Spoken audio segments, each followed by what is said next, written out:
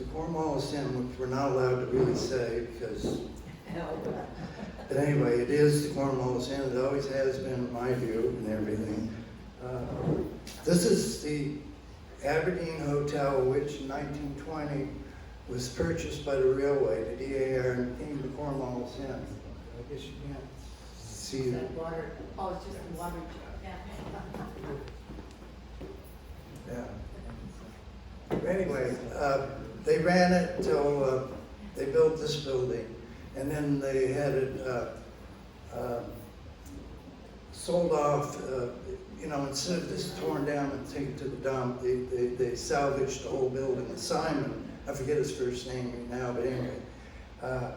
So anyway, it was a brilliant idea by the guy that built it, McLeod.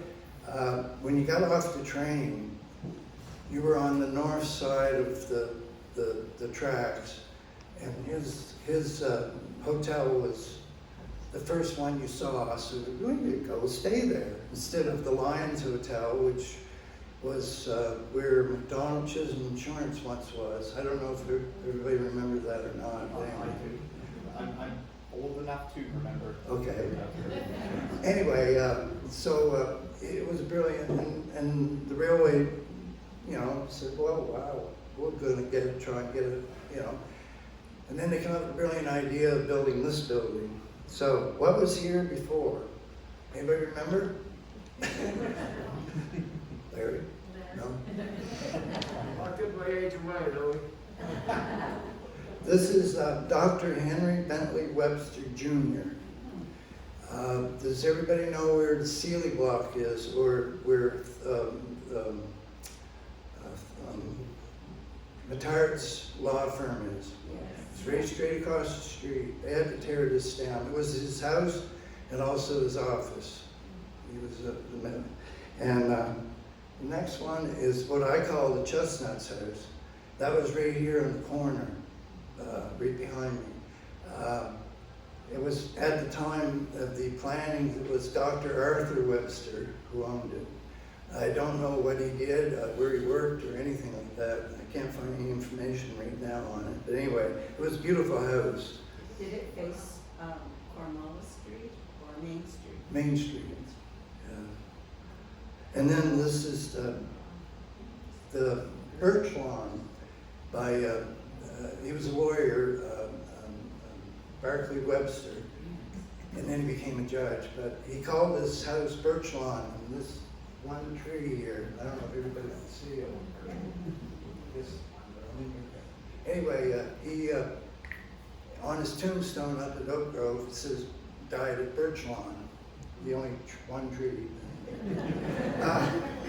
I'll just stop for a second. This house was extra special. Judge Webster did not get A.L. Hardy to take a picture. T.P. Calkins did. Why? It's beautiful shingles. That's the first roofing job that T.P. Calkins did, and they wanted proof that they could advertise it, that they had done this beautiful job on this house here on the shingles. And also the house also incorporated a full pipe organ. Not many houses in Kentville had that opportunity to have it. Anyway, they were all torn down. Now, this picture here, you're standing on top of Barclay Webster's house, looking north. Yeah, there's St. Joseph's. The long building here, that was the drill hall for the militia.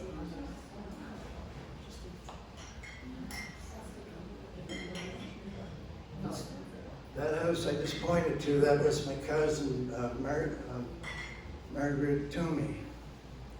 She used to live there anyway. And, so anyway, they were tearing down the Cornwallis Inn before they started building this. Now, this is taken from A.L. Hardy's house here on Webster Street, from the attic, which lines up here, lines up with his attic window. So, anyway, they're getting the forms ready for the concrete cones. Now here's the front, when it looked like, when they were building. I got this picture from Montreal, from one of the Webster grandchildren. She sent it to me, and it's got the date on it, which I'm not sure, but anyways, 1930 they were building it, so it might not look like it to you, but it is. But this is the main entrance you're looking at. And then the other picture she gave me was this one from the side, showing the building of it. These are hard to find picture of the building, an old building that they did. So this is, they're still building it here, this picture. I got a friend of mine had it on his cell phone. I said, can I have a picture of it? And you can see the windows are just being put in now. So this is in late fall of 1930. So you say, whoa, that's the addition when they opened the building from the advertisers. 5 sections, five parts to it. They thought it was a big deal, and it was. I mean, how many towns in Nova Scotia come through, have a 4-story building in the middle of them? Not many. Anyway, they put this out. This is all the same date. Here's a closer up of it. BD and I don't know these. George Graham, he was the manager to DAR. But the thing was, it was amazing. It was built in 208 days, the whole building. No, you couldn't get it done nowadays. So I'm going to pause here for a few minutes. I had 100 rooms to rent. Ballroom for 3.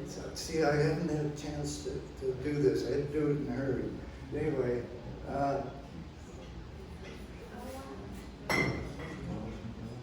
what we're standing in right now is the Cornwallis room, which is the dining room. And the next, so they,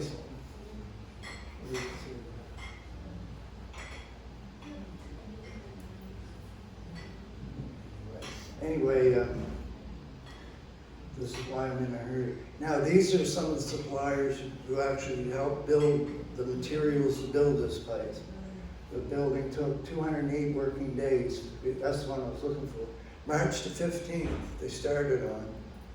Cost $1 million. Now, in 1930, we were in the Depression. But everybody was looking for work. And the railway had a lot of money, so, and they had the supply because they just put the materials on the train, bring it into Kentville, and start building it. It tells you all about the kind of bricks, the kind of stones and everything. T.D. Calkin had the brass pipes, and Yale hardware and all that stuff. Helms Brothers supplied with windows, shades, and interior decoration. F.W. Wood supplied lumber for framing. And that was my grandfather, F.W. Wood. Was it? Yeah. Excellent. He had something a little to do here. Or big, it's quite a big building. Gates contracting, and then Nova Scotia ones are just, but I went through the papers, those 5 sections, and got all this information from it. I had a question. I've seen this building like forever, and what quarry did the rock come from? Because it is so distinctive. Do we know? Shale blocks.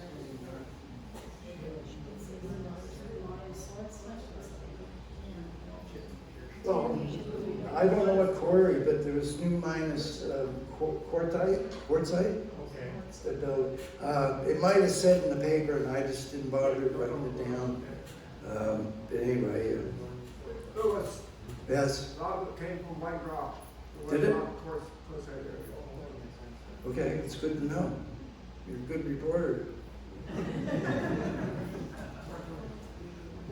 Now, this calendar shows you graphically where they started. All this ones in green is when they started there, March 17th.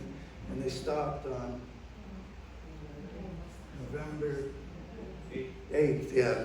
And they didn't work on Sundays, so it works out to 206 days. Amazing. They didn't even have the July 1st off because it wasn't a holiday back then. I guess they didn't have as many inspections as you have to have now. Probably not, no. But it was built well because it's still here. That's what it looked like on near opening day. This is from a postcard. And the lovely lawns and I'm not sure who took the picture itself, but it was either Graham or Hardy or somebody like that at the time. So, and then here's a close-up. This is Graham from Wolfville did it, showing the front entrance and everything, which is now all obscured because it's the cidery place, the Maritime Express cidery. And this, I picked this one up off the internet. It's what they call a colored lantern slide. It's made of glass, and you put it in a projector and you put it up. But this is near 1931, 32-ish. I don't know if anybody knows cars, I don't.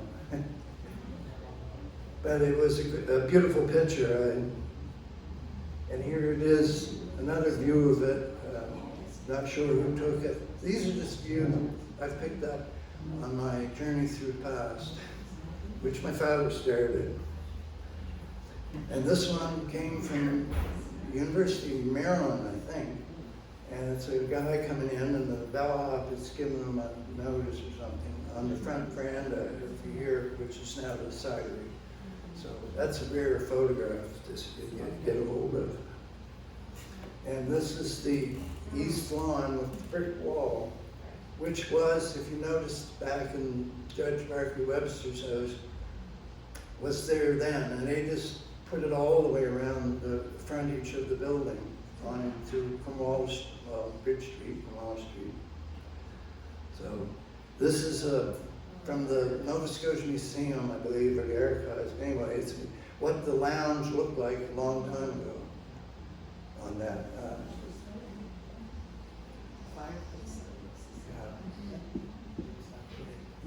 The opening there, the opening on the right, that would have been the main entrance. And you come in and you go to the dining room, which is right in the middle of the picture in the back, where we are now. But that's, yeah.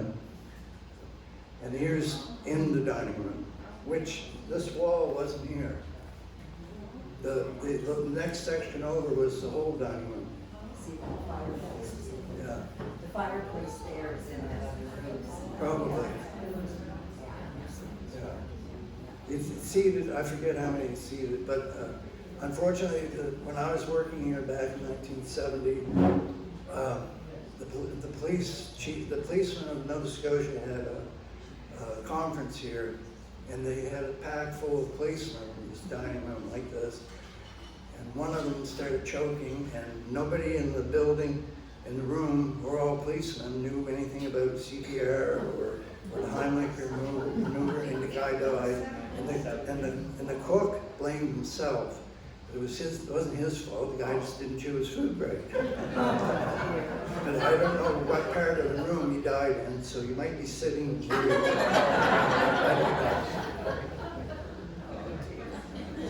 And this is the ballroom, which is still used today. My daughter in the Bluesmobile, they've played in here before, and it's an excellent place. It should be used more than it is used by the town, you know, as a meeting place. And it hasn't actually lost much of its, except for a few pieces of furniture, but it still looks basically the same. And this is upstairs, one of the better rooms you could rent. Again, it's a Nova Scotia Archives or Museum photo that I nabbed off the internet. Have any of the rooms been maintained in original, everything been I'm getting to that. Oh, Now, this is, when the gardens were still out front here. There was no pavement or anything. It was a hotel. And here, this is a Harold Bailey photo taken in wintertime. Beautiful photo.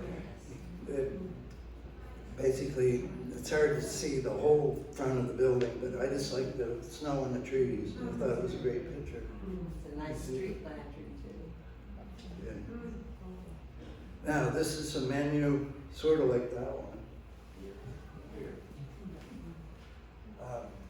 I have 3 or 4 or 5 of them. I've got one, I'm not a royalist or anything, but anyway, I got the one when Queen Elizabeth was crowned and they had a special menu with her picture on it and everything, 1952. So that's a one people would want to collect. Now, this is a Christmas dinner. I don't know what year specifically, but the chefs all brought them in, food in on stretchers, sort of.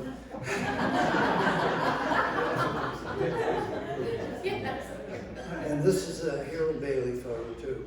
So Harold had a lot to do with the in-between photos. And it was Christmas time, and so they put on quite a show. Now, I said the front gardens, well, they're gone now. Now it's a motor hotel. It's not a hotel, it's a motor hotel. But anyway, so you can park out front and then go upstairs to your room or whatever. And they called it an advancement, but I don't know. They get rid of all the nice trees. And this is the East Lawn over here now, right behind you. This came from up here. The guy from the advertiser you got photos from. But anyway, the guy working at the advertiser had saved some photos they were printing and got to the Historical Society, this photo here, and the next few ones, which you'll probably cry a little bit, but anyway. That's the same place. And the Franklin, forget his first name right offhand, but he was, what? Franklin. What? Mitchell? Yeah, okay. Him. Like I say, I didn't have a long time to prepare for this.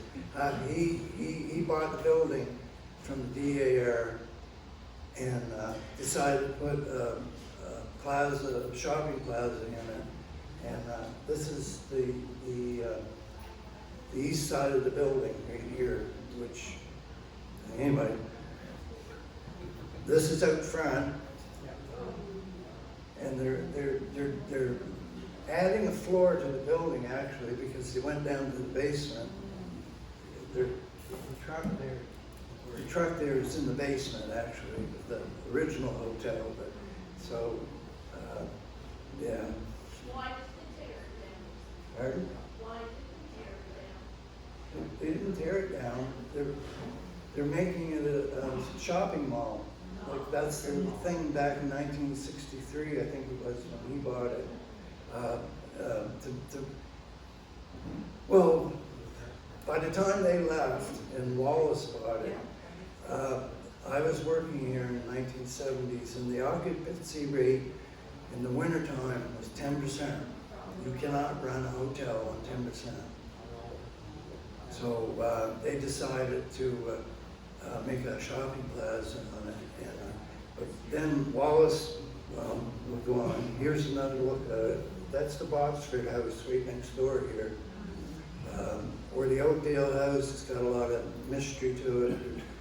Murder, suicide, and a skeleton found in the tunnel, all sorts of things. You read my book, you get an idea of it. It's quite an old house, almost as old as the original Chestnut House, you know, that Dr. Isaac Webster built a long time ago.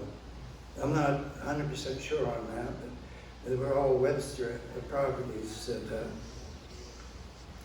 And this is after the expansion. You can see Sobeys up here briefly on the corner. And don't think it is. It's a blurry picture, part of it, but anyway, it's a postcard.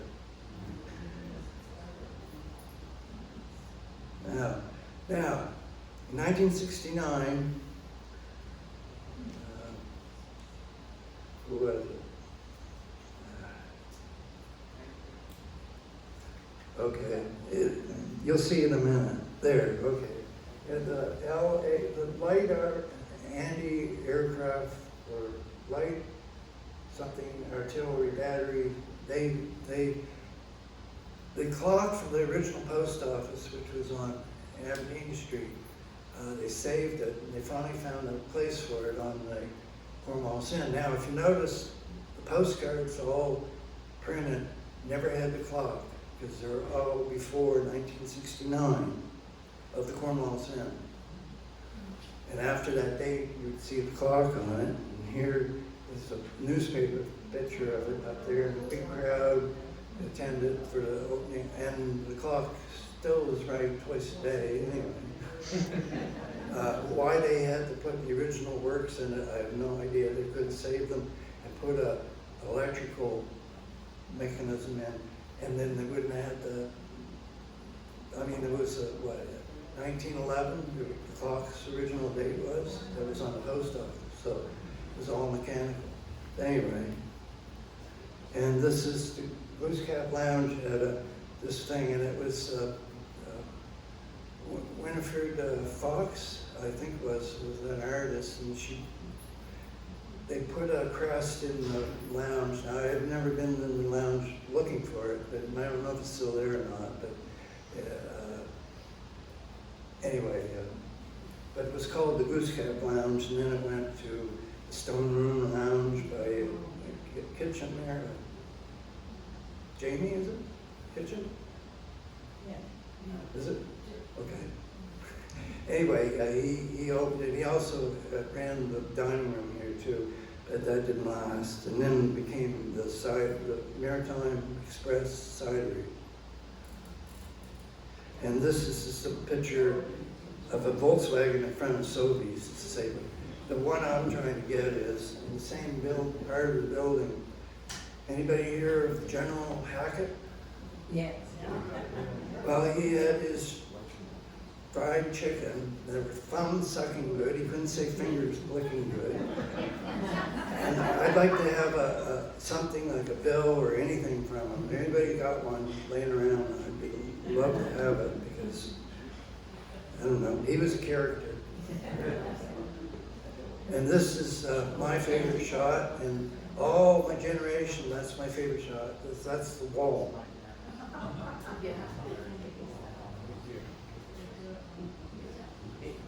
That was our hangout when we were in the 1970s and that.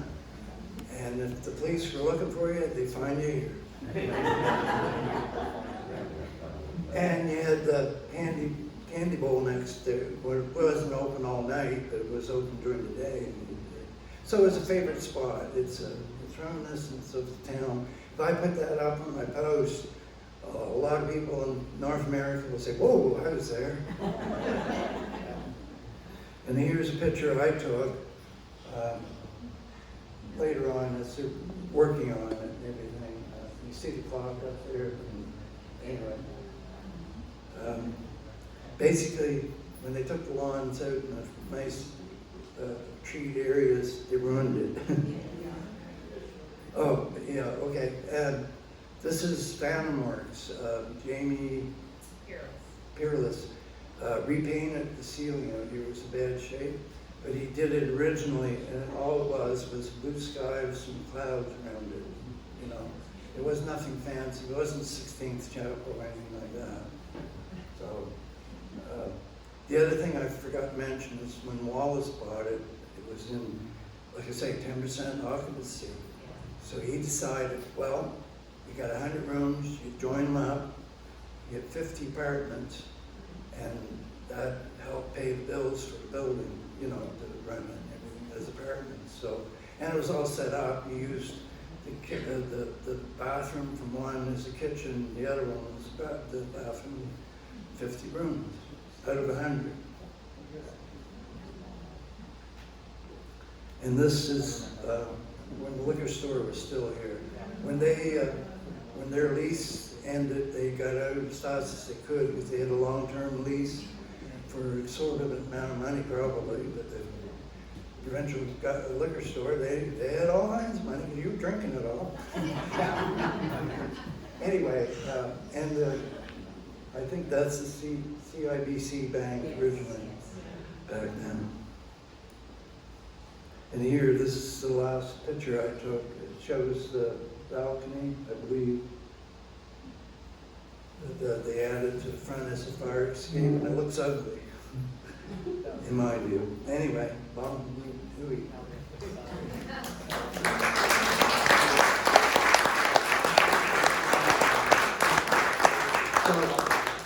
So is there any questions, or?